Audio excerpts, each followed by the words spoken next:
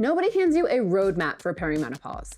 I'm a registered dietitian, I'm 41, and I am done with that. Let's talk about what actually helps. I've been having this conversation constantly with clients, with my friends, and even in group texts that start blowing up at 9 p.m., which, let's be real, is about 30 minutes before I'm asleep at the latest. Because if we aren't in bed by 10, tomorrow is a total write-off. And I keep coming back to the same question. What are the actual foundations in perimenopause? Not the trendy stuff, the real non-negotiable pieces. These are backed by research, but they're also exactly what I'm doing and texting my friends about. And I am not on the other side of this. I am in it with you, figuring it out in real time, doing the research and sharing it as I go. Hey there, I'm Amy Lawson, a registered dietitian, mom of 3 boys, and your RD best friend for the next 12 minutes. If you're new here, welcome to Thrive Nutrition RDN. I am all about practical, evidence-based nutrition for real life. And today is personal because I'm absolutely the target audience.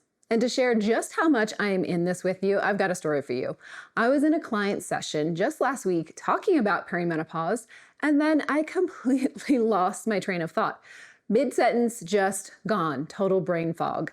And I stopped and said, honestly, this is perimenopause. And we both laughed. And that's what this phase can feel like. Things just pause, glitch, if you want to use one of the kids' terms. So let's talk about the 5 foundations to help us feel our best. Non-negotiable number 1, and the foundation that everything else is built upon. Protein and fiber. So much protein to eat, and all of it happening because I'm in perimenopause.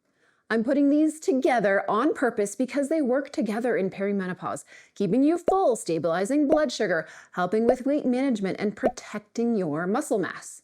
As our estrogen fluctuates, and in perimenopause, it doesn't just do a nice slow decline, it surges and crashes kind of erratically, and your body becomes less efficient at using the protein you eat. Most women in their 40s might still be eating protein amounts that made sense in their younger years. Now, that just doesn't work anymore. My general benchmark, and this varies by person, so always talk to your provider, is 1.2 grams of protein per kilogram of body weight per day as your baseline.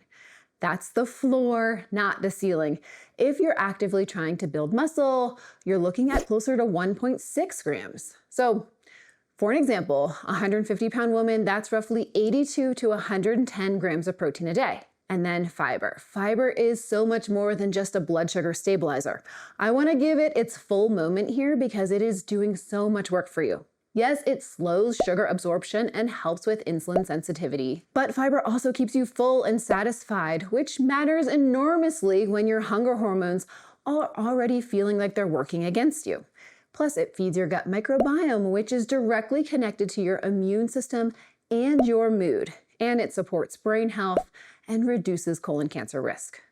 Fiber is genuinely the full package, and most American women are hitting only about 15 grams a day when we need a minimum of 25. So we've got some real work to do there. Protein and fiber, setting the foundations. And quick favor, hit that subscribe button, like this video, and share it with a friend who is in the trenches of perimenopause with us.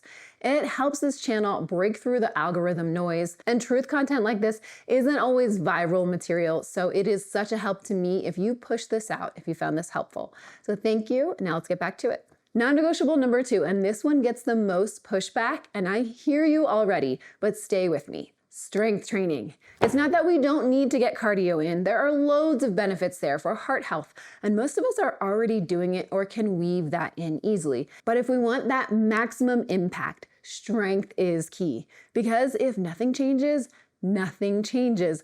Ladies, we've got to get to the weights. Muscle is metabolically active tissue. The more muscle mass you have, the higher your BMR, your basal metabolic rate, meaning your body burns more calories at rest. And after age 30, we lose 3 to 8% of our muscle mass each decade.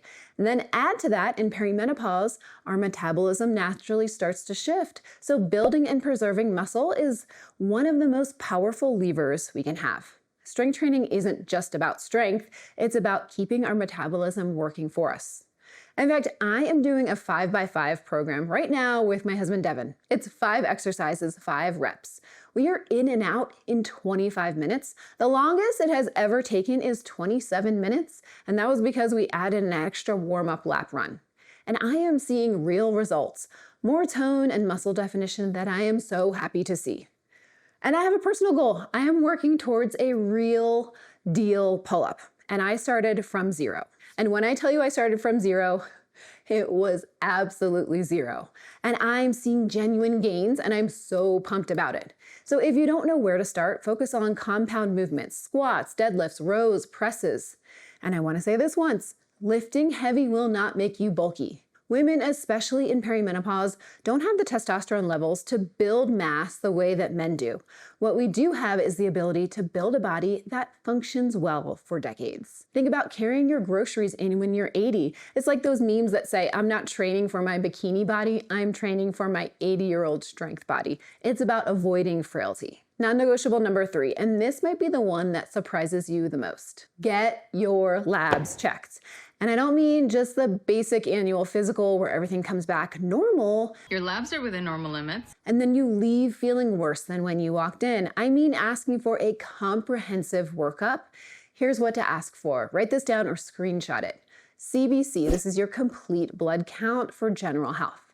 Your CMP, this is your complete metabolic panel. It's going to check your kidney and liver function, your blood sugar, and your electrolytes. And then lipid panel, we want the full cholesterol breakdown. I see pretty consistently in my women 40 and up, cholesterol's been fine all their lives, and then late 30s or 40s hits and it slowly starts ticking up. And this is directly related to estrogen. Next, vitamin D. Most women are deficient and don't even know it. Next, iron and ferritin.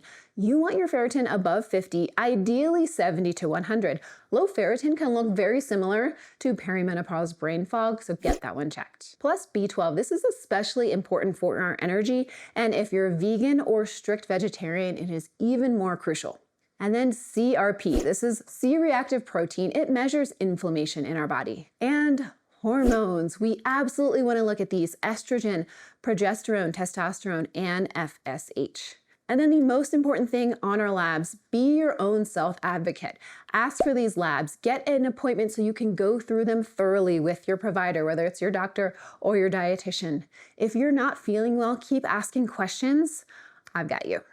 All right, number 4, and I know this sounds almost too simple to be non-negotiable, but trust me on this. Less sitting, more moving. We cannot sit all day at work, hit a strength training session 2 to 3 times a week for about 30 minutes, and then sit all evening in front of the TV and expect some fantastic results. Now I know some days in perimenopause, the fatigue can feel heavy. I know. It feels like we're sledding uphill, but the research shows that 3 10-minute walks throughout the day deliver the same cardiovascular benefit as 1 30-minute walk. So if a long walk isn't happening, 3 short ones is a complete win. Or take the stairs, walk after dinner to help regulate your blood sugar, have a dance party in the kitchen while your pasta's cooking. Every single movement counts, whether it's an intentional walk or working in your garden after work. Getting those extra movements, being less sedentary tied to this chair, is beneficial for our health, and it matters so much more as we age. All right, number 5, and I saved this one for last because it reframes everything else. Protect your sleep like it is your job, because in perimenopause, it kind of is. Progesterone is typically the first hormone to decline, and it has a calming anti-anxiety effect in our brain. So when it drops, our sleep can get really disrupted. And that's when we wake up at 3 a.m. with our mind running and cannot shut it off.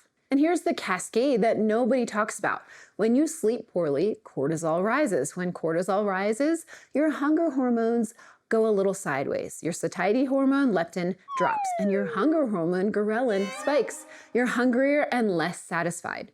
I mean, have you ever had a terrible night of sleep and then wanted to eat everything in sight the next day? I'm just so hungry. I know I have, and that's not a willpower problem. That is biology. So here's what to do. Consistency. Devin and I are in bed by 9:30 at the latest, and I'm honestly not embarrassed by that. I love my sleep and I value it so much. Next, alcohol. It fragments sleep and worsens hot flashes if that's something you're dealing with, and it just likely doesn't serve you the way it used to. Then magnesium. Magnesium glycinate is my favorite for sleep support. Plus, there are loads of foods packed with magnesium. I have a whole video on foods for sleep. I'm going to drop the link below. That's worth checking out. And then here's a fun one, kiwis. 2 kiwis 1 hour before bed, and it is shown to improve sleep quality and duration. And there is real research backing this up. They tested this on elite athletes and more average adults, and it showed absolute benefits. So I shared this with a client who struggled with sleep for months. And within a week, she was sleeping noticeably better. This was so wonderful. She even added walnuts for extra omega-3s and said it was a game changer for her. So if sleep is something you're struggling with, these tips are seriously worth trying.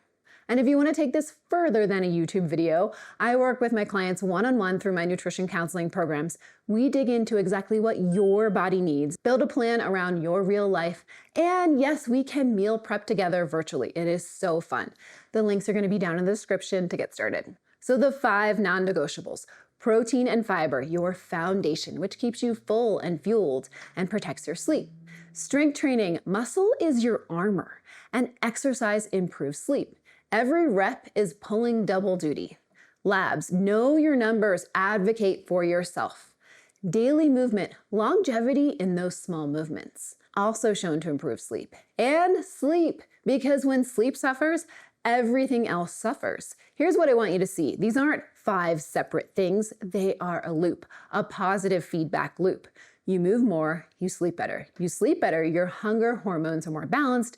You eat better, you have more energy to work out. It builds on itself. You're not just checking boxes, you are building a system so you can feel your best. So these 5 non-negotiables are all backed by research. They are what I'm doing, they are what I am sharing with my clients, and now you've got the roadmap to help you feel your best. And if you need a little help to actually hit that 25 gram a day fiber goal, I've got the video for you right here. Check it out, and I will see you over there. Until then, eat well, be well, thrive.